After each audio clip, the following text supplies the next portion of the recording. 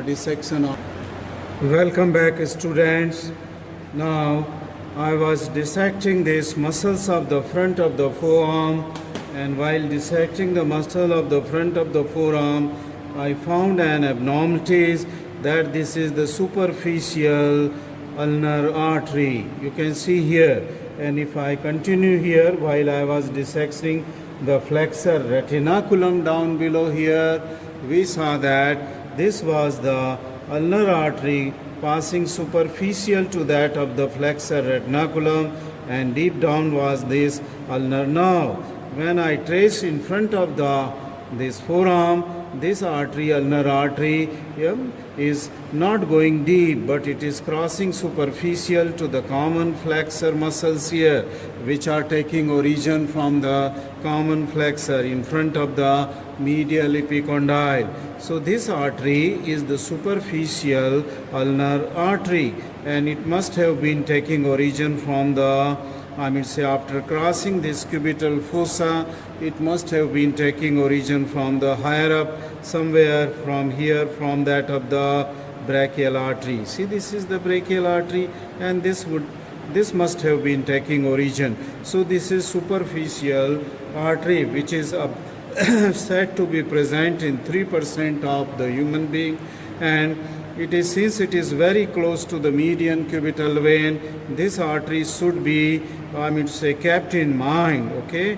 Because if a drug is injected in this artery as it lies in front of the median cubital fossa, in the cubital fossa, instead of injecting into the vein, one can by mistake can inject the blood into the superficial ulnar artery, and thus because of the irritation or irritant drug, if it is being injected, that it may be fatal, okay, it may be fatal.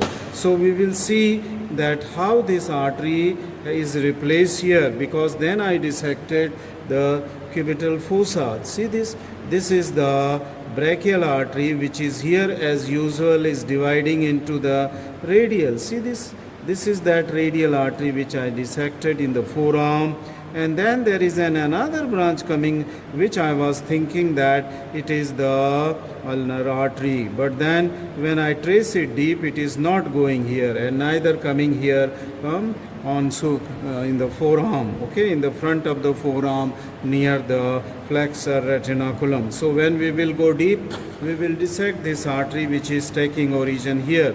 Probably it is the interosseous artery, common interosseous artery, and we will see that how it divides into, okay, into the anterior and posterior interosseous artery. If it is dividing, let us come and finish the muscles of the anterior compartment. The muscles of the anterior compartment, they take origin from the common flexor origin in front of the medial epicondyle.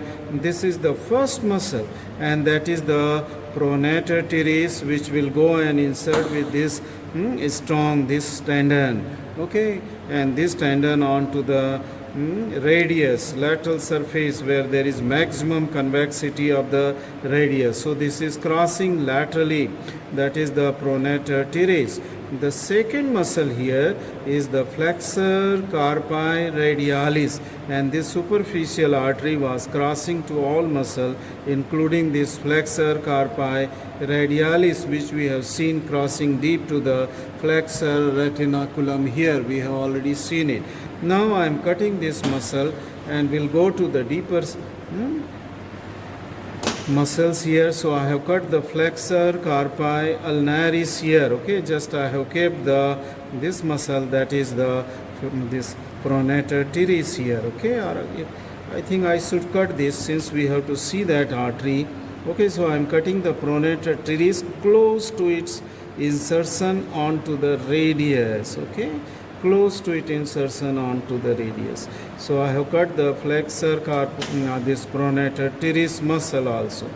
Then the third muscle is this, the palmaris longus. Where it has gone? Okay, just a minute. This is that palmaris, very thin muscle, palmaris longus, and the tendon was already broken when I was removing the flexor retinaculum, okay, from superficial surface. So this is the palmaris longus. the fourth muscle here in this group, superficial group, is that of the flexor carpi ulnaris, which go and gain insertion onto the pisiform bone, and then the piezohelminth is its extension. It lies superficial to the flexor retinaculum, just onto the medial and proximal border of the superficial, flexor. I am cutting this muscle also here, the flexor carpi ulnaris, okay, which has an extensive origin, and deep to this muscle we see that this is that ulnar nerve is running, and there is this artery is also running very close to it, but then it is coming from superficial, that is the superficial ulnar artery. The rest of the course will be same here. Okay, so this was then we come to a group of the muscle here. Okay, this is the median nerve is seen here in the lower part, which lies just above the flexor digitorum superficialis, which will divide into 4 tendons. Okay, let me just reflect it here so that we can see the flexor digitorum superficialis tendon. This 4 tendon, I will just separate out this 4 tendon. First, second, the third tendon, and then this third will further divide into the fourth. Deep to this is the median nerve is coming out from deep. So these are the 3 tendons at present seen here, and then the fourth I am sure will be dividing later from this lateral most tendon. So I am cutting this flexor digitorum superficialis, whose all 4 tendon will go deep to the flexor retinaculum. When we will cut the flexor retinaculum, we will see the nerve, the median nerve lying deep to it. And then what we are seeing here is the 2 muscles, rather 3 muscles should be there into the deep groove. This is ulnar nerve, this is that superficial ulnar artery, this is the extent of the median nerve, okay, as it is extending in the deeper level between flexor digitorum superficialis and profundus. Now this is that ulnar artery, and this is the flexor digitorum profundus tendon, right? So this has also a very extensive origin here. You can see this muscle flexor digitorum profundus, and then I will cut this muscle also, the flexor digitorum profundus here. Okay, so I am cutting this muscle here, flexor digitorum profundus, so as to expose the deeper muscle, pronator quadratus. So this is that muscle here. So I will cut it here. Okay,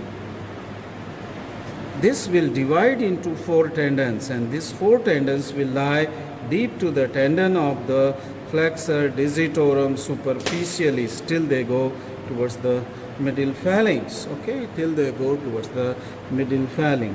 So this is and another tendon which is, this is the 4 tendons, yes, first, second, third, and still this 4th tendons has to be divided here onto the medial side. I think it is here, I can artificially separate. See, this first, second, third, and the 4 tendons of the flexor digitorum profundus tendon have gone, and I have just exposed this muscle, and that muscle is quite deep situated, and this muscle is called as pronator quadratus. Okay, it is called as pronator quadratus. Give me few minutes just to clean this muscle and to find another muscle, the flexor pollicis longus. Okay, I will come back within a minute. Welcome back, students. Now I have dissected all the muscles of the front of the forearm, that is to the deep groove. Just once again review this. This is flexor carpi ulnaris going towards the little finger side here. So this is flexor carpi. Deep to it lies the superficial ulnar artery, and this is the ulnar nerve. Okay.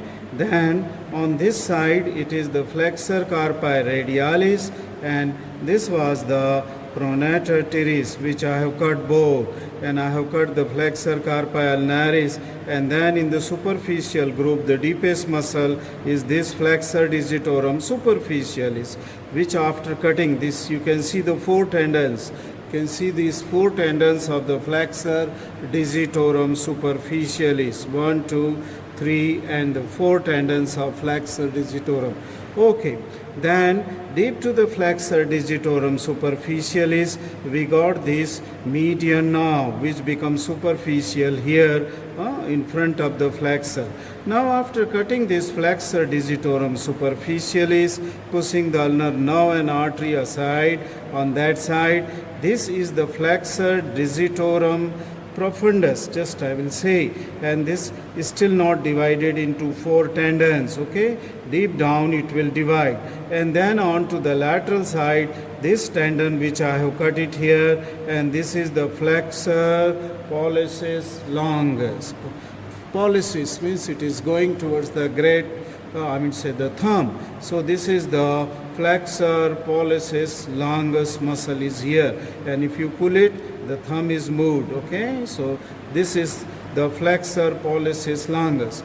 After cutting the flexor pollicis longus, this was the median nerve, I said you. This is the radial artery is here, and after cutting this, okay, this muscle, the flexor pollicis of the deep group and that of the flexor digitorum, what we came here, the deepest muscle of the deep group is this pronator quadratus. I hope that you are able to see this muscle. See this quadrangular muscle, a quite very strong muscle. This is the flexor, the pronator quadratus, which takes origin from the ulna and insert onto the radius. So this is the strong pronator quadratus muscle.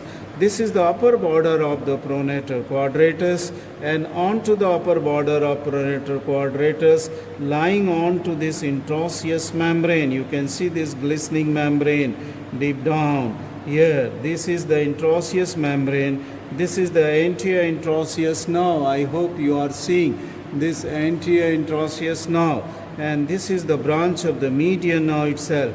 Then you are seeing a vein and artery, and this is the anterior interosseous artery, which will pierce here just at the upper border to the interosseous membrane and will go on to the posterior aspect. If we trace this anterior interosseous nerve, then you can see the whole course of the anterior interosseous nerve. This is that anterior interosseous nerve lying here. I hope that this is visible to you in my tip of the forceps. This is anterior, and if you trace it from where it is coming, you will see that this nerve anterior interosseous is coming as a branch from this nerve, that is the median nerve. So many branches are given by median nerve to supply the muscle, and this is that branch coming out here, that is the anterior interosseous nerve, a branch from that of the median. Now regarding that, the ulnar artery anomalies, okay, superficial artery we got it, and I was curious to see about this. This is the radial artery, and this is the deep branch of the ulnar artery. You can see here, see in the cubital fossa, this is the brachial artery dividing it into two, the radial, which is giving a branch, recurrent branch from the radial going up, and this is that the ulnar artery, which we should call it as a deep branch of the ulnar artery, and lot of branches were coming out from this ulnar artery to supply the muscles of the flexor group, because the anterior anterior branch of the ulnar artery, which was an anomalous or aberrant artery, was not that thick to supply the muscle. So lot of the branches were coming out from here. See, still one of the branches going into the muscle. So many I have to cut it just to clean it. Then this artery is dividing into two. If you can see, this artery is dividing into two, an anterior interosseous and one is going down, deep down posteriorly, and this is the posterior interosseous. So there is an anterior interosseous, and this is the posterior interosseous branch of the deep branch of the ulnar artery. So to compensate the muscle supply to the flexor group here onto the medial side, because this anterior ulnar artery was very thin, okay, so this was not sufficient, okay, so this was giving so many branches before dividing into anterior and posterior interosseous artery. Anterior I have already traced you on the interosseous membrane here, see this, along with the median nerve.